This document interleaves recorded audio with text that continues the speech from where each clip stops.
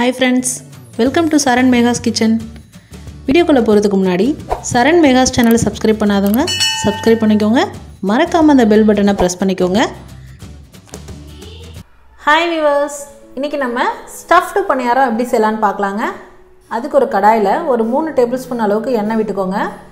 எண்ணெய் சூடானதும் ஒரு 1/2 டேபிள்ஸ்பூன் அளவுக்கு சோம்பு போட்டுக்கோங்க. சோம்பு நல்லா எண்ணெயில பொரியணும், அப்பதான் உங்களுக்கு வாசனையா இருக்கும்.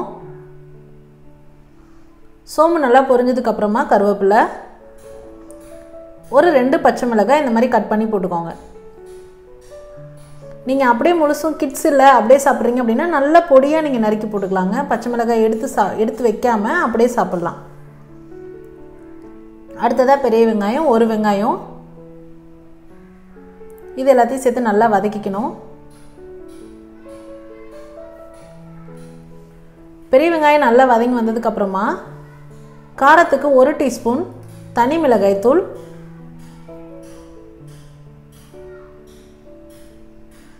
அடுத்து 1/4 டீஸ்பூன் மஞ்சள் தூள்,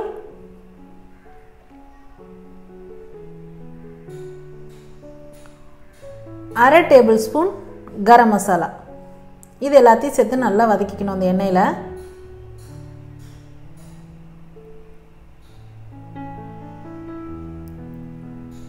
உப்பு பார்த்தீங்கன்னா நம்ம உருளைக்கிழங்கு வேக வைக்கும் போதும் பட்டாணி வேக வைக்கும் போதும் உப்பு ஏற்கனவே சேர்த்துருக்கோம். அதனால நீங்கள் எல்லாத்தையும் மிக்ஸ் பண்ணிவிட்டு லாஸ்ட்டாக பத்தலை அப்படின்னா மட்டும் உப்பு கொஞ்சமாக சேர்த்துக்கோங்க. இப்போ வேக வச்ச பட்டாணி, உருளைக்கிழங்கு இது எல்லாத்தையும் இதில் சேர்த்து நல்லா வதக்கிக்கணும் அந்த மசாலா கூட. உருளைக்கிழங்கு கூட அந்த மசாலா, வெங்காயம், பச்சை மிளகாய் எல்லாமே நல்லா பைண்டாகி வர அளவுக்கு நம்ம குக் பண்ணி எடுத்துக்கணும்.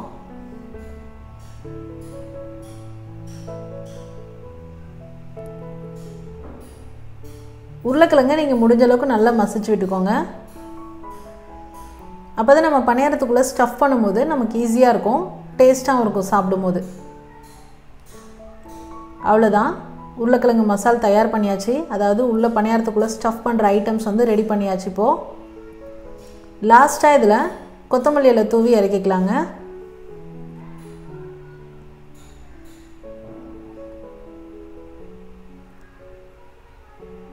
அவ்வளோதான், இப்போ ஸ்டஃப் பண்ணுற மசாலா தயார் பண்ணியாச்சு. அடுத்ததாக பணியாரத்துக்குள்ளே எப்படி இதை ஸ்டஃப் பண்ணலான்னு பார்க்கலாம் வாங்க. பணியாரத்துக்கு மாவு எடுத்துக்கலாம். மாவு பார்த்திங்கன்னா நீங்கள் நார்மல் இட்லி தோசை மாவு தாங்க. கொஞ்சம் நல்லா கொஞ்சம் புளிப்பு அதிகமாக இருந்தது அப்படின்னா பணியாரத்துக்கு வந்து டேஸ்ட் நல்லாயிருக்கும். அதோட கன்சிஸ்டன்சி பார்த்திங்கன்னா நான் தூக்கி ஊற்றி காமிக்கிறேன் பாருங்கள், அந்தளவுக்கு இருக்கணும். ரொம்பவும் திக்காக இருக்கக்கூடாது, ரொம்பவும் தண்ணியாக இருக்கக்கூடாது. இப்போ பணியாரக்கல்லில் எல்லா கல்லுலையும் எண்ணெய் விட்டு நல்லா க்ரீஸ் பண்ணி விட்டுருங்க. பணியாரக்கல் நல்லா சூடானதுக்கு அப்புறமா எண்ணெய் விடணுங்க. இல்லை அப்படின்னா உங்களுக்கு பணியாரம் வந்து பிடிச்சிக்கும் அதில். இப்போ எல்லாத்துலேயுமே வந்து பார்த்திங்கன்னா கொஞ்சம் மட்டும் மாவு ஊற்றிக்கலாம். அதுக்கப்புறமா நம்ம மசாலா ரெடி பண்ணி வச்சுருக்கோம் இல்லைங்களா, அந்த ஸ்டஃப் பண்ணுறதுக்கு அதை கொஞ்சமாக எல்லாத்து மேலேயும் எல்லா பணியார குழியிலையும் கொஞ்சமாக வச்சுருங்க. இதுக்கு மேலேயும் நம்ம மாவு ஊற்ற போகிறோம். அப்போ தான் பார்த்திங்கன்னா அது உள்ளே ஒரு லேயராக ஸ்டஃப் பண்ணியிருக்க மாதிரி நமக்கு வரும், நல்லாயிருக்கும். இப்போ மறுபடியும் மேலே வந்து மாவு ஊற்றி ஃபில் பண்ணிக்கோங்க.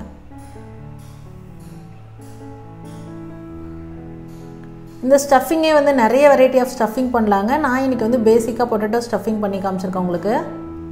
இப்போ பாருங்கள், நல்லா வெந்து வந்தோடனே புஸ்ன்னு மாவெல்லாம் மேலே வந்துருச்சு பாருங்கள். அந்த ஸ்டேஜ் வந்தோடனே நீங்கள் நல்லா திருப்பி விட்டுக்கோங்க பணியாரத்தை. பணியாரம் குக் ஆகும்போது நம்ம அடுப்பை வந்து சிம்மில் தான் வச்சுருக்கணுங்க. ஹை ஃப்ளேமில் வச்சோம் அப்படின்னா கருகிரும், உங்களுக்கு உள்ளே வேகாது, வெளியே கருகிரும். இப்போ பாருங்கள், திருப்பி விட்டாச்சு. அடுத்து இன்னொரு சைடு வேகிற வரைக்கும் வெயிட் பண்ணணும்.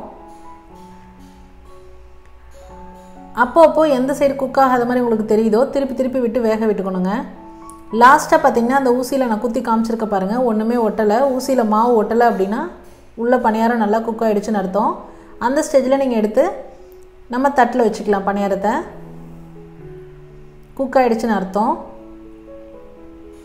இப்போ பாருங்கள், ஸ்டஃப்டு பணியாரம் ரொம்ப சுவையாக ரொம்ப மணமாக ரெடி ஆகிடுச்சு. உள்ளே நீங்கள் ஓப்பன் பண்ணிங்க அப்படின்னாலே அந்த மசாலாவோட வாசனையே உங்களுக்கு வந்து டெம்ட் ஆகிடுங்க, அந்தளவுக்கு டேஸ்டியாக இருக்கும். ரெய்னி சீசனில் ட்ரை பண்ணி பாருங்கள், கண்டிப்பாக எல்லாருமே லைக் பண்ணி சாப்பிடுவாங்க. ஈவினிங் ஸ்நாக்ஸாக கொடுக்கலாம், இல்லை அப்படின்னா காலையில் பிரேக்ஃபாஸ்ட் டைம்லேயும் நீங்கள் இதை செய்யலாம். ட்ரை பண்ணி பார்த்துட்டு உங்களோட கமெண்ட் மறக்காமல் சொல்லுங்கள் ஃப்ரெண்ட்ஸ். இது போன்ற ஹெல்த்தி ரெசிபீஸ்க்கு மறக்காமல் சரண் மெகாஸ் சேனலை சப்ஸ்கிரைப் பண்ணுங்கள். இந்த வீடியோ உங்களுக்கு பிடிச்சிருந்தா லைக் பண்ணுங்கள், ஷேர் பண்ணுங்கள், கமெண்ட் பண்ணுங்கள். தேங்க்ஸ் ஃபார் வாட்சிங் ஃப்ரெண்ட்ஸ்.